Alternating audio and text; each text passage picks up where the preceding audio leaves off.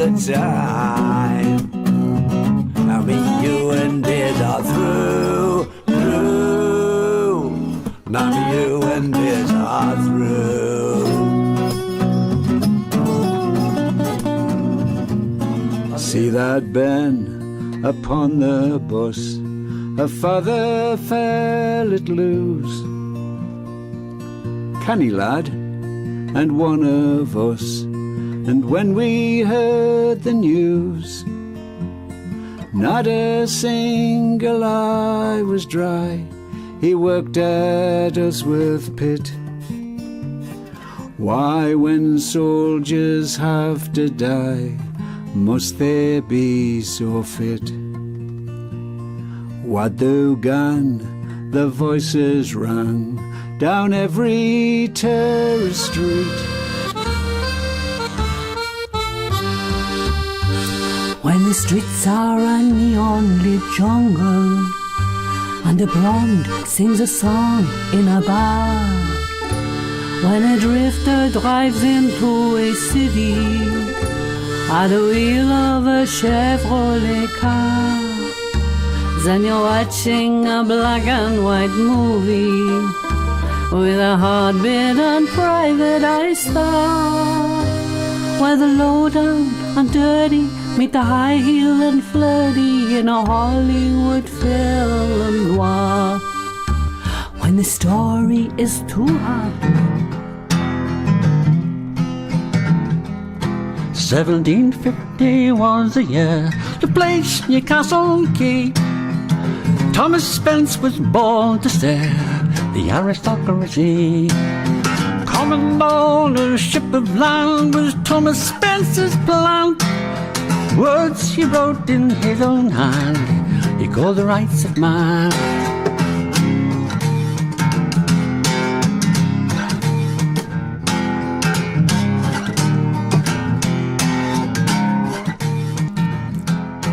Thomas went to South Shields Town and out to Martin Bay. The chit off the chat. Yeah. Okay. Well, it's my very great pleasure to have Ed Pickford with me yet again. And what we're going to be talking about is really the latest project that you've done. It's a double CD, released July, August of 2018. Could you tell us a little bit about it? I suppose going right back to the roots, it started off with Anthony Robb and Anthony Robb's mother, if you just bear with me. Anthony Robb's mother used to come to a session that I did in Newcastle, and for the person who had contributed most in the session, they used to give a little tin pot. I didn't like the idea, to be honest with you, but that's what they used to do. But she would often give it to me. I made her laugh and things like this. Anyway, she passed on, and Anthony got in touch with me, and he said, would you make a record for the family, because my mother liked you, you see. And I said, oh, okay, because I don't regard myself as a recording artist, and this isn't anything to do with this particular latest record. So I went down, I did about 14 songs in 3 hours, and he brought out a CD for the family. Then he asked me to do... Did you make them pay? No, it was just all, I just walked in, did the songs and walked out, basically. But the other bit I've missed out was his mother left him some money, and he bought some recording equipment. He's a great musician himself, but he bought some recording equipment, he wanted to practice it out, and all it came together. So then I just forgot about it. And then he asked me to do something else, and I said, well, no, I said, I'm just not a recording artist, you know. I mean, I'm knocking about in the pub and singing things like that, that's fine, but I'm not a recording artist. And I said, give me some time to think about it. So I thought about it, and then I thought of using a format that I used about 8 years ago when Catherine Tickell asked me to do a night of my songs at the Sage.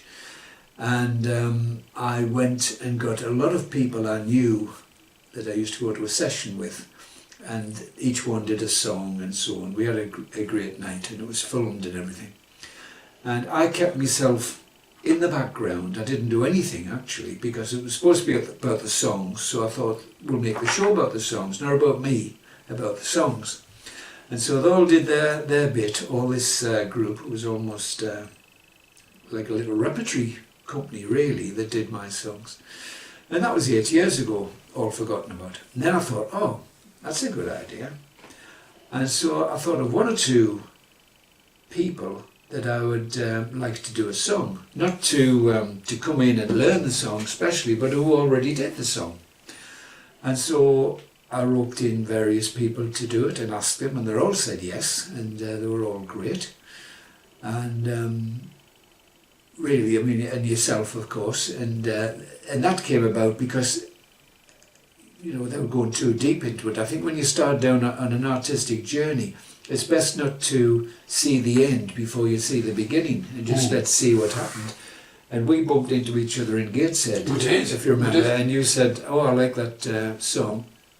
And I said, I said I would do it in a shot. Oh yes, do it in a shot. And I sent you the words, but that didn't connect in my head. And then later on I thought, oh, right, Tony could be on that. And in the way art works, Tony's on 3. One way and another, which we'll maybe explain later.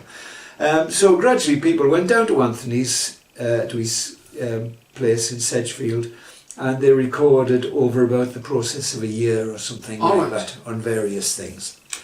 And then Anthony kept sending me updates on the situation. He kept saying Ed's project, and when I would reply to him I would say Anthony's big project, etc. So then I decided, since Anthony's company is called HOOKY MAT Records, I put 2 and 2 together and thought, right, we'll call it the HOOKY MAT Project, but with a little bit more depth, because when I was a kid with my grandmother, she used to make hooky mats, and all the family used to collaborate in cutting up the cloth. As kids we used to cut up the cloth and then prog them into the Hessian frame. Yeah, clippy mats, proggy mats. That's right. Yeah. And so just to stretch out this connection to its ultimate degree, I said, right, we'll make the songs, the strips of cloth, and the musicians, the collaborative artists who are making the hooky mat. So it becomes the HOOKY MAT Project, and that's how it came about. Really? Yeah. I mean, it's there's one thing I'd be curious about. I mean, you did do a thing with Jim Sharp as well, where Jim Sharp sang an album of your songs as well. So. Oh yes, but that was my persistence, you know, because I mean, Sharpie, everybody loves him. They must love folk singer in the northeast, and I had an idea with a friend of mine, Barry Temple, that I would do a record and get Sharpie to do it, Jim Sharp to do it. And Barry said to me, Barry Temple, he says, you'll never do it. He says, because I've tried this over and over again. And anybody who knows Jim Sharp knows. So that became a bit of a challenge. And then downstairs at the Millstone, I pitched the idea to Jim. And I've known Jim many, many years, of course. And Jim says, well, let me think about it. And usually that's his shorthand for get lost. But eventually he said okay, and good as gold. He tried his hardest, and he did it, and he did a good little record. Oh, it's a great record. With Barry, which I was quite touched about, really.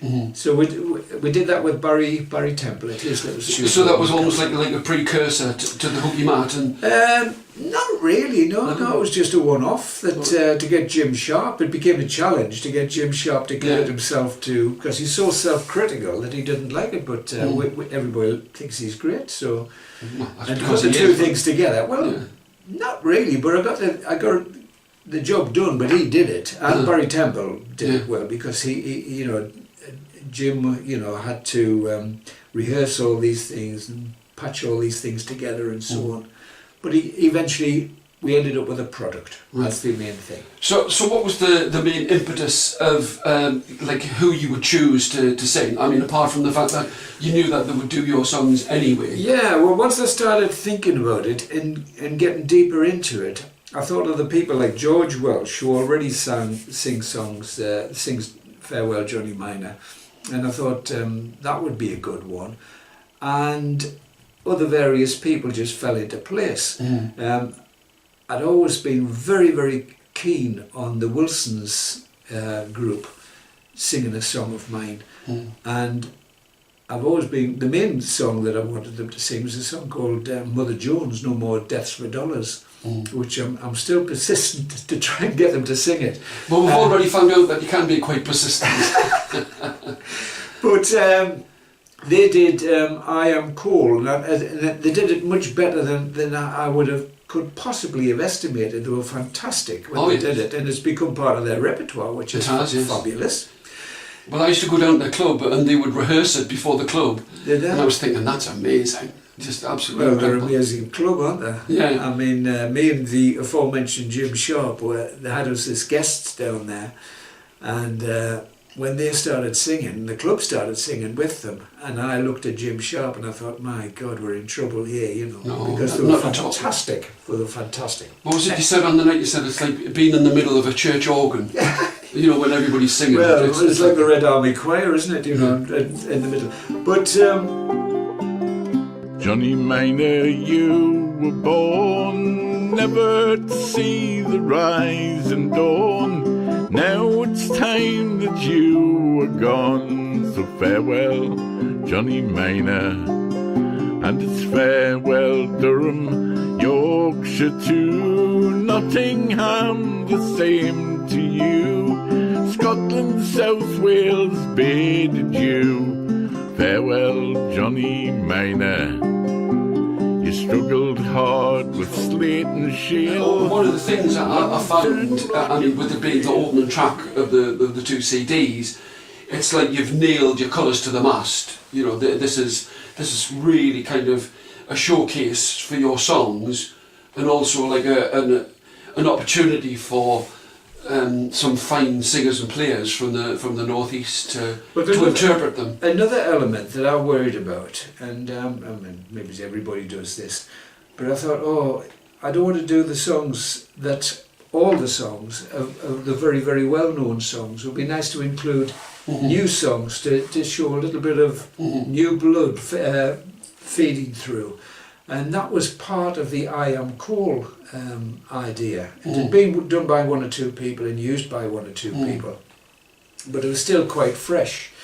And the way the Wilsons did it was incredible.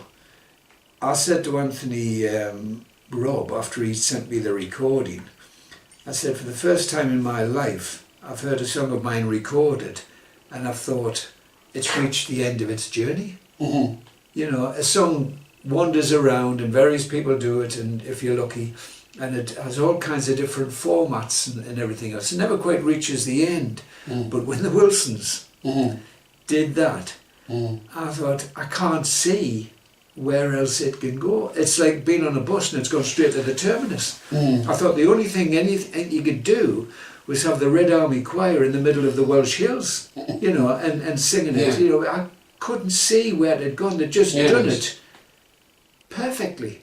But you've said this before. I mean, with things like Johnny Miner, which is it's become like this, almost like a diaspora of different versions. Yeah, well, I mean that has, but unless somebody who's very clever, much cleverer than I am, did I Am Cool, the Wilsons, I couldn't see how to improve it. It had just like it was it. Yeah, They'll be thrilled to hear you say that. Well, so. I've never had that experience before with a song. I mean, there's been some great versions of songs. I mean, no more than Dick Gaughan singing the Workers song. You know, it really takes some doing.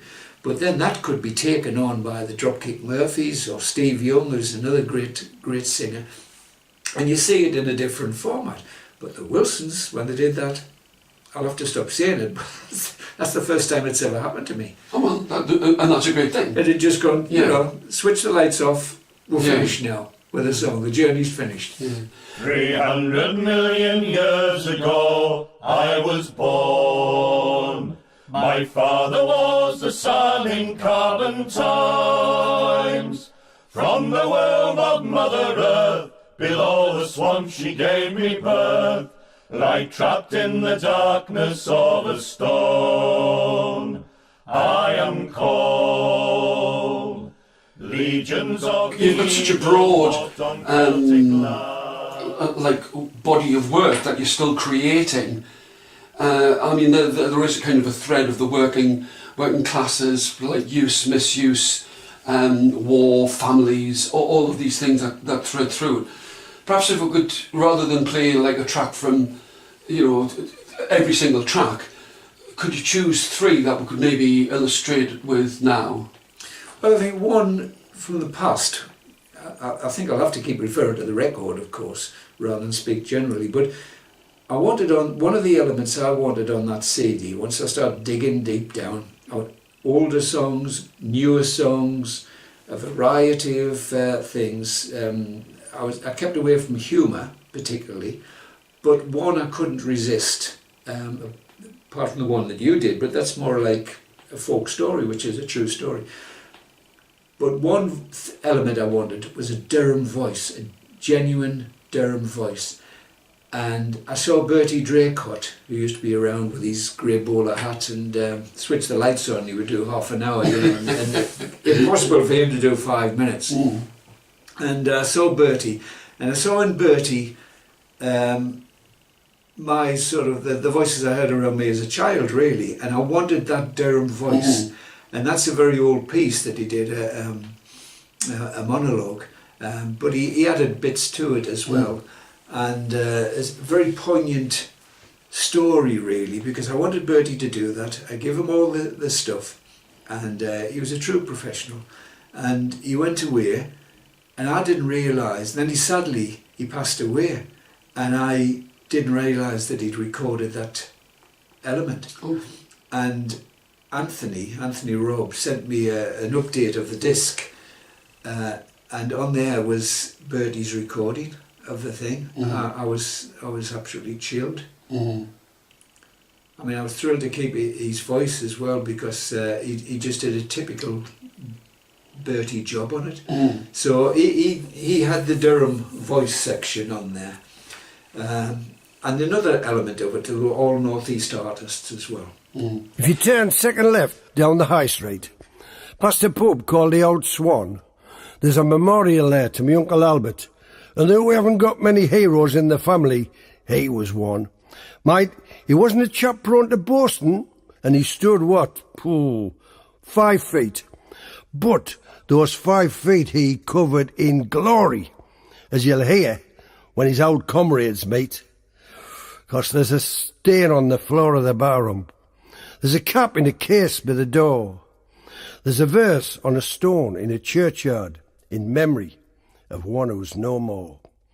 No, it was the time. I remember you doing that at the Marsden Inn, and the whole room, there's a stain on the bottom, that kind of thing. You've said, I mean, you do quite hysterical songs that are really funny songs as well, but I found with the one they asked me to do, the Chillingham Bull, that there's a certain undercurrent of, how do these people get away with this kind of behaviour? Still do. And still do, yeah. yeah. I've only got 5 I'm not quite as bad as Matt McGinn, who actually got a hold of Prince Philip once in Cardiff, when Matt was playing in Macbeth. And Matt had written a song, this is many years ago now, in the 1960s. Matt had written a song about the prince shooting tigers in India.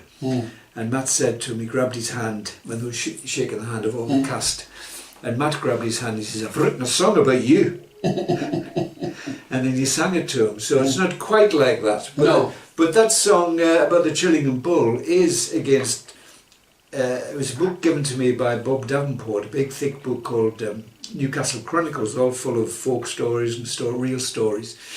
And in there was the picture of Edward with his foot on the bull. But when I read the story and the fact that they'd taken him out into the field and the poor bull, prize-winning bull, was just eating grass, and they disguised Bertie in a with hair, and then he went and just popped his gun out and shot it, and then put his foot on it, and then stood there actually while they actually do a sketch as well.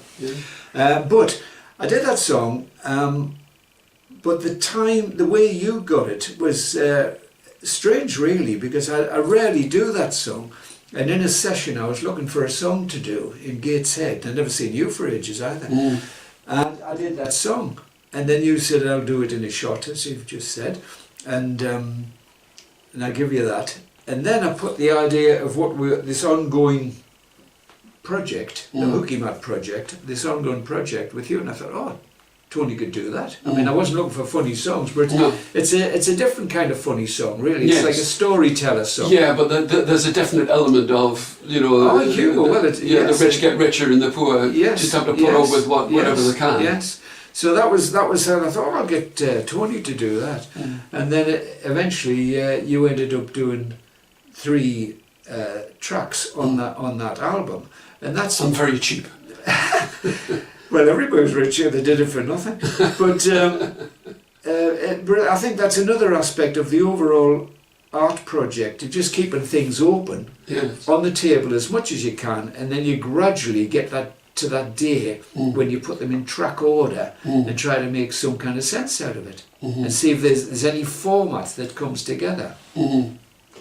Lord Tankerville's remark that out there in the park was a bull that fit the bill made Bertie salivate.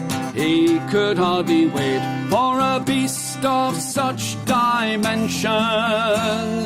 He liked nothing more than bloody guts and gore and other of her class conventions. Oh, bull, bull, the Gillingham bull, flower of Northumberland. A gentleman pulled from his horns to his hooves, in Gillingham Park did stand, till he met Bertie, the Prince of Wales, disguised as a bale of straw. Bang, bang, when Bertie's gone, and the Gillingham bull was no more. The bull's heart missed a beat. It's very interesting. I find that superficially with the songs, you could just take them on one level. But I quite often find, as well as chronicling, as well as, say, like the biographical songs that you do, there's also a comment that goes with that. That's something that you very, very subtly put into your songs, which I think is magnificent. Well, another one, a newer song, was The Fields of Orgreave. Again, the same kind of situation I had with Lucy Faulkner, who's also on the album, singing something that's way out there, really, from anything else about the rules of film noir. I did a lyric and a song about the Orgreave situation, and I sent it to the organisation, the Campaign for Justice for Orgreave. But I also sent it to Pete Wood, and I was very surprised. Pete Wood immediately got back to me and said, I must record that. So he recorded it at another studio, and then when it came to doing this project, I thought, that's another element of a new song and a significant song, and Pete doing it, and because he is quite courageous. He's doing not just traditional songs or traditional sounding songs, he's done a lot of comedy as well. He's not frightened to have a go at anything. And so that's how he came to be on there, really, Pete.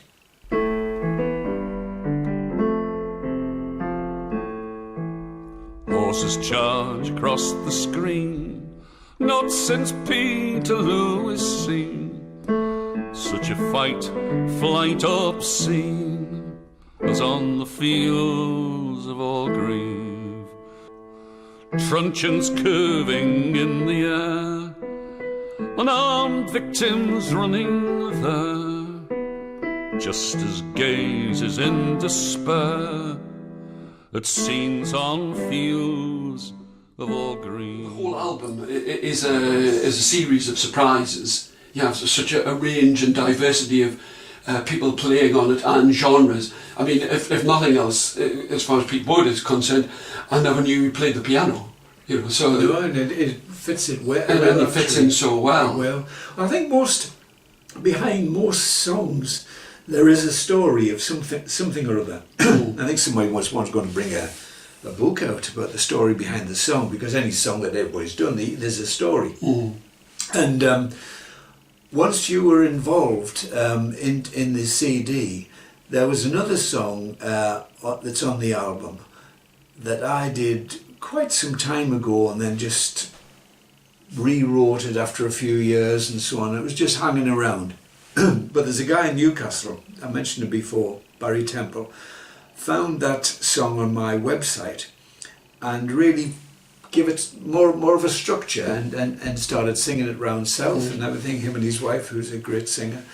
And so that was called If They Come For You in the Morning. The origin of that song was from the saying of someone called Pastor Niemöller about the Nazis, about you've got to stand together and you can't stand alone because they come for you, they'll come for you, and then eventually they'll come for me. And that's what he said.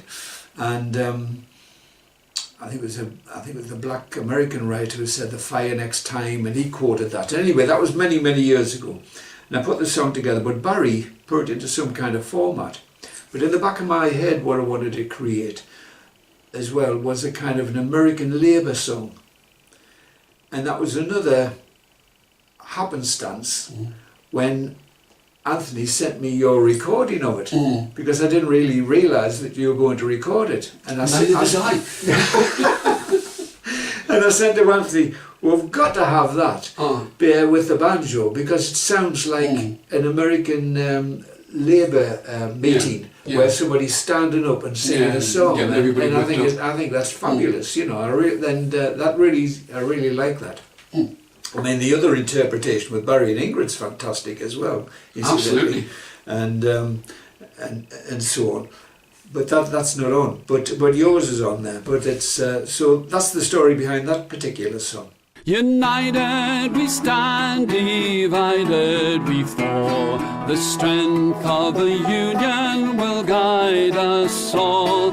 Let some say the meek will inherit the land, but the meek shall be weak until they understand. If they come for you in the morning and they're knocking at your door, then they will come for me in the evening. Of that you can be sure. Oh, of that you can be sure. I believe in the union, it's easy to see. I believe in the simple philosophy. We have spoken in the past about these songs almost taking on a life of their own. And there's one of your songs, the Worker song, that seems to have, you were mentioning before we started filming, that's had a new interpretation and a different lease of life. Yes, it has actually. I remember that song. I mean, most songwriters will tell you this, that sometimes songs that you write quickly can have a bigger impact, if not bigger than others. I know that's an old cliche really, but it's true. And I remember writing that Worker song in 1976 before I went to the pub. One Saturday morning. I'll just wait. Oh, Saturday morning. Get you. Just lying on the carpet and writing that out. But it's really the kind of things my dad used to tell me, but I've just put it together as a song really. And I give it to Dick Gaughan. And I'm sure I did that in 76, and I give that to Gaughan, and then never thought anything about it. And then in 1981 he recorded it on his album Handful of Earth, which is some fantastic songs on there, which obviously was very pleased about it. And a lot of people, because it's Dick Gaughan, took that song, and the American kind of country, outlaw country singer Steve Young took it and did it. And then a punk group from Boston, Massachusetts, that's it. The Dropkick Murphys, they took it, reformed the song a bit, and then they put it out as well, the Workers song.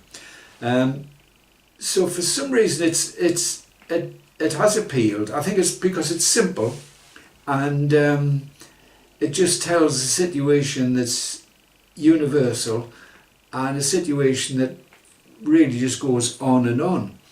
And recently there's a filmmaker in Canada who's made a documentary about an American activist called Wade Rathke, And he's still going. His organisation's called ACON.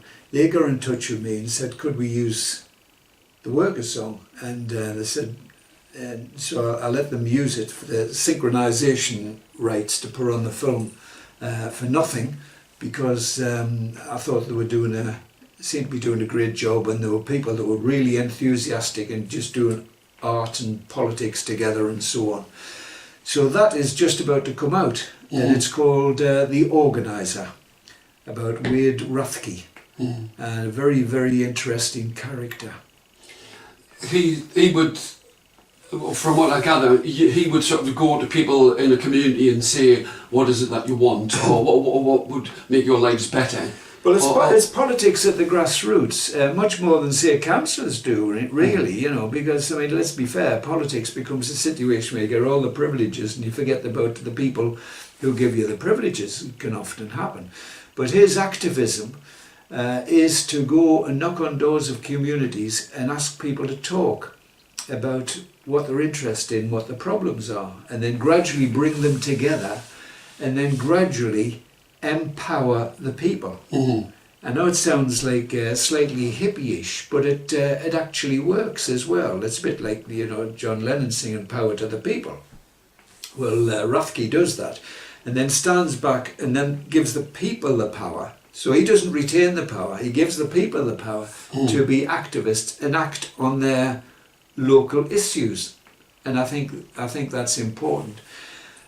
So I'm quite pleased that they've got somebody else, a girl who I don't know, to record this song and use it on the credits at the end. But it's worth looking out for. It's called The Organiser. Fascinating. Fantastic. Thanks ever so much. As ever, it's like a great pleasure. It's been a pleasure to chat. Well, I mean, you've got to edit these things, really, and I suppose. I just swap. It's like people from side to side, group shots, single shots. We do find it very difficult to chat, of course.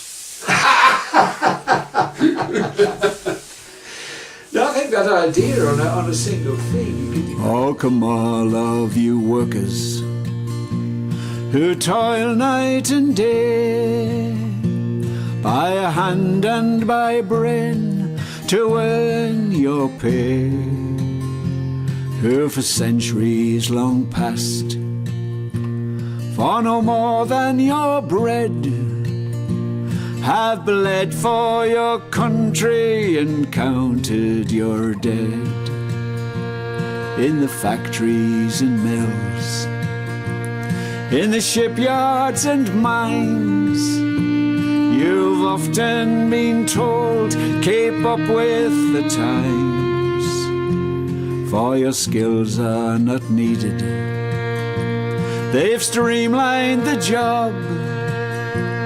With globalization, your pride they have robbed.